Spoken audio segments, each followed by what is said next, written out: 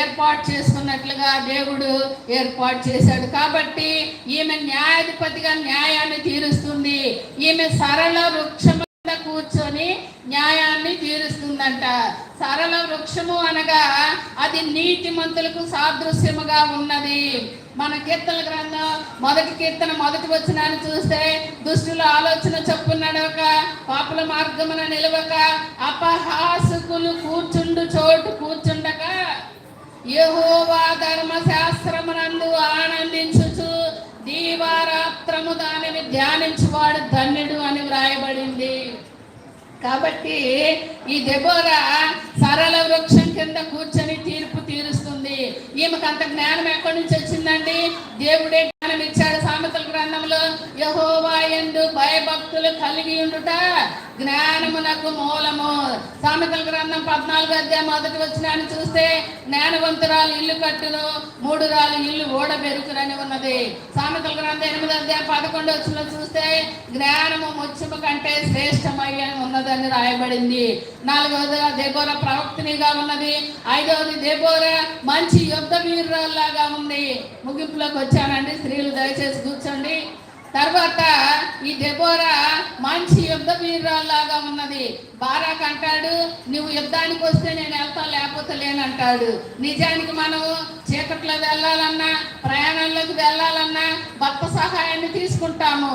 కానీ ఇక్కడ బారాకు స్త్రీ యొక్క సహాయాన్ని తీసుకున్నాడు. అప్పుడు ఆ ప్రవచనం చెప్పింది, అతన్ని దేవుడు చంపేస్తాడు, నువ్వేం బాధపడమాకు అంటాడు. నిజంగానే ఒక స్త్రీ ద్వారా ఆయన ప్రాణము కోల్పోయింది. కాబట్టి చరిత్ర సృష్టించినటువంటి స్త్రీ దెబోరా. 2వ స్త్రీ కన్య మరియా. కన్యక గర్భం ధరించటము అద్భుతము, అమోఘము, ఆశ్చర్యము, అనితర సాధ్యము. అలాంటి పరిస్థితుల్లో కన్యక గర్భము ధరించి ప్రభు అయినటువంటి యేసుక్రీస్తు వారిని ఈ లోకానికి తీసుకొని వచ్చింది. కాబట్టి ఆమె కూడా చరిత్రను సృష్టించినటువంటి స్త్రీ. 3వ స్త్రీ ముచ్చటగా చెప్పి నేను ముగిస్తానండి. 3వ స్త్రీ యోకేబేదు. ఈమె లేవియాకాండం 2వ అధ్యాయం మనకు కనిపిస్తుంది. ఈ యోకేబేదు ఎంత తెలివి కలిగిందంటే, అక్కడ రాజాజ్ఞ మగపిల్లలను చంపేయమని ఉంది, ఈమెమో 3 నెలల వరకు దాచిపెట్టింది. ఎంత గొప్ప విషయం అండి! ఎంత శ్రద్ధ కలిగిన స్త్రీ, ఎంత నమ్మకంతో ఆ బిడ్డను పెంచిందో తెలుసా?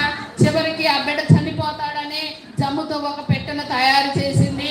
పెట్టెకి కాపలాగా కుమార్తె ఉంచింది. మళ్ళీ తెలియనట్లే ఆ బిడ్డకి ఆమె పాలిచ్చి ఇశ్రాయేలీయుల యొక్క కష్టాలు, బాధలు, శ్రమలు అన్నీ తెలియపరిచింది.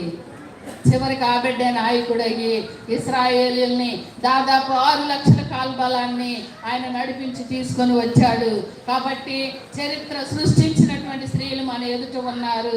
మరి నీవు నేను ఎలాంటి చరిత్రను సృష్టించాలనుకుంటూ ఉన్నాం? చివరగా నువ్వు చరిత్ర సృష్టించాలి అంటే నీ స్వార్థాన్ని విడిచిపెట్టాలి, సోమరితనాన్ని విడిచిపెట్టాలి, భయాన్ని విడిచిపెట్టాలి, విధేయతను కలిగి ఉండాలి, ధైర్యాన్ని కలిగి ఉండాలి, మాదిరికరమైన స్త్రీగా ఉండాలి, గుర్తింపు కలిగి ఉండాలి, టోటల్గా గణపరచబడే స్త్రీగా ఉండాలి. ఇలా ఉన్నప్పుడు నీవు కూడా చరిత్రని సృష్టించగలుగుతావు.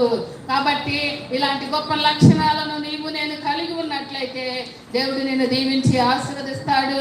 అలాంటి కృపను పరిశుద్ధాత్మ దేవుడు మీకు నాకు అనుగ్రహించును గాక. చివరగా ఒక మాట చెప్పి నేను ముగిస్తానండి. నిజానికి నన్ను ఈ రీతిలో ట్రైన్ అప్ చేసినటువంటి మన సంఘ కాపర గారికి నేను రుణపడి ఉంటూ ఉన్నాను.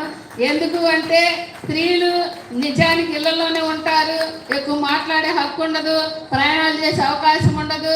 కానీ పాస్టర్ గారు 4 సంవత్సరాలు నన్ను ట్రైనింగ్ చేయించాడు. మరి రాణి కూడా ఆయన తెలియపరిచాడు. ఈనాడు మీ ముందు ఉన్నాను అంటే ఆ ఘనత మొట్టమొదటిగా పాస్టర్ గారికి, తర్వాత మా నాన్నగారికి కూడా నేను కృతజ్ఞతరాలనై ఉండాలి. ఎందుకంటే ఒకసారి నేను గుడ్ ఫ్రైడే సందర్భంగా 7 మాటల గురించి నాకు తెలిసిన మాటలు చెప్పాను. ఇంకా మా నాన్నగారికి అందరు చెప్పారు, మీ అమ్మాయి బాగా చెప్తుంది, అమ్మాయి ఇట్లా మైకులో మాట్లాడితే బాగుంటుందని ఒకే ఒక మాట చెప్పారు. మా నాన్న ఇంక రోజు చర్చికి పో, రోజు బైబిల్ చదువు, మైకులో అందరిని ఈ మాటలు వినాలన్నాడు. ఆ రోజు నుంచి నన్ను చంపి ఈ రోజు దాకా మైకు మాట్లాడేటువంటి అవకాశం ఇచ్చాడు. కాబట్టి స్త్రీలు అన్ని విధాల్లో అభివృద్ధి చెందుతారంటంలో నాకు నేను సాదృశ్యంగా మీ ముందున్నాను. నేను ఇలా ఎదగడానికి మా నాన్నగారు పాస్టర్ గారు కారణం. వాళ్ళిద్దరికి నేను ఎప్పటికీ రుణపడి ఉంటాను. ఈ అవకాశం ఇచ్చిన స్త్రీల కమిటీకి విన్న మీకు అందరికి కూడా హృదయపూర్వకమైన వందనాలు తెలియపరుస్తూ నాకు సంఘాన్ని ముగిస్తూ ఉన్నాను.